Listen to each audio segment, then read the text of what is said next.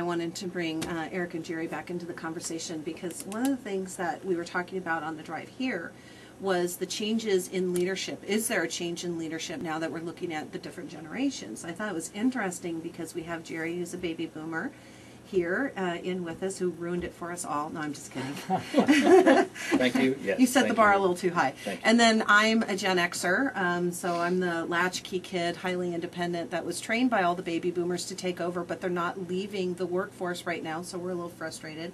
And then we've got our millennial generation here with Lindsay, and I don't know where you fall. I'm part of the 14th greatest generation. The 14th? 14th. Oh, I thought you said 14th. 14th, I'm like, what's that? Too, yeah. It's that cloverleaf thing again. Yeah, there That's you go. right. It's a California education. There you go. No, I don't know. I think I qualify as Gen X. When were you born? 73. Yeah, you are absolutely right smack dab in the middle of that. You don't look that old. I am impressed. Wow. He's blushing. But yeah, so we're part of the Gen X generation. Mm-hmm. So when we talk about leadership, so the question I have for you is when you look at yourself and your peers and in leadership, how do you think your generation views what it takes to be a successful leader, maybe differently than my generation or Jerry's generation, from your perspective? What do you think that we do right, or what do you think that we do that isn't going to wash with your generation? You know, I'm not entirely sure just yet. I think I have always had that kind of leadership feel in my blood, and it's just something that I've always done inherently. I think what we're going to try and do is do something more group and collectively instead of one person taking it all. So I'm not sure. We're not quite, I don't think my peers and I are quite to that stage where we've gotten to put that into too much practice just yet.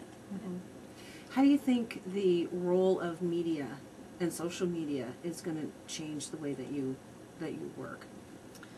I think it's going to change it a lot. I think with Facebook and with Twitter, things are going to become more instantaneous. I think that media and marketing and advertising are going to go in a completely different direction from here on out.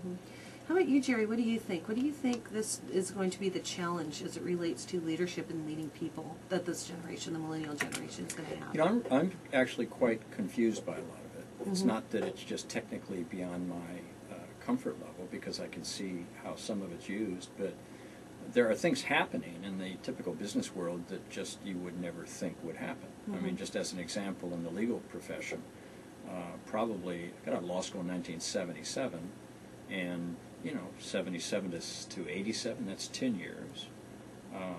Word processors were just beginning to be utilized, templates, documents that could be replicated easily. There was no communication hardly across the country among colleagues.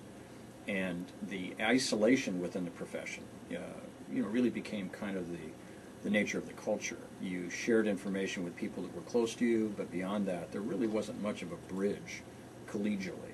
Now, completely different.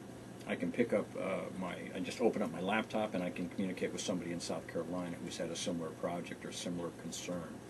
When somebody has a question in a certain political group or certain collegial group, they can get information so rapidly, so quickly, and the depth of understanding is so much deeper that, to me, it's, having been raised with a lack of information, now there's so much information, and it's so readily available, it's just really overwhelming at times. Do you think that in some ways kind of usurps authority? I mean, because when I think about, your generation, even the beginning of my generation, we relied very heavily on mentors, because that was our library.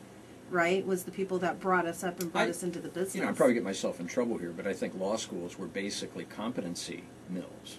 They really trained you on analyticals and competency, gave you very little information about the real world, very little information. So when Lindsay's talking about wanting to experience the world in a real sense, role play and mentor and understand what the environment and context is for business life and things like that, that's something that legal training really didn't involve, and there was a lot of controversy about the absence of that.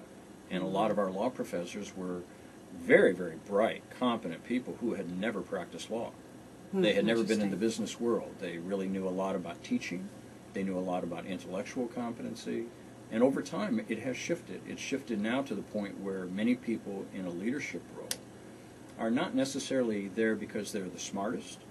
They're there because they have a commitment to make a difference in many ways, and they're willing to put their time in doing things that a lot of us wouldn't be willing to do. So there's an opportunity cost that they're willing to invest to help and make a difference. And I think the leading people who are in a role because you're smarter than them is different than leading people who are very competent, very bright, very capable, and they're listening for your commitment. They're listening for your principles. They're listening for what really is your position. What do you have? What are you bringing to the table? What are your thoughts? What are your ideas? So I think the demands on leaderships are increasing.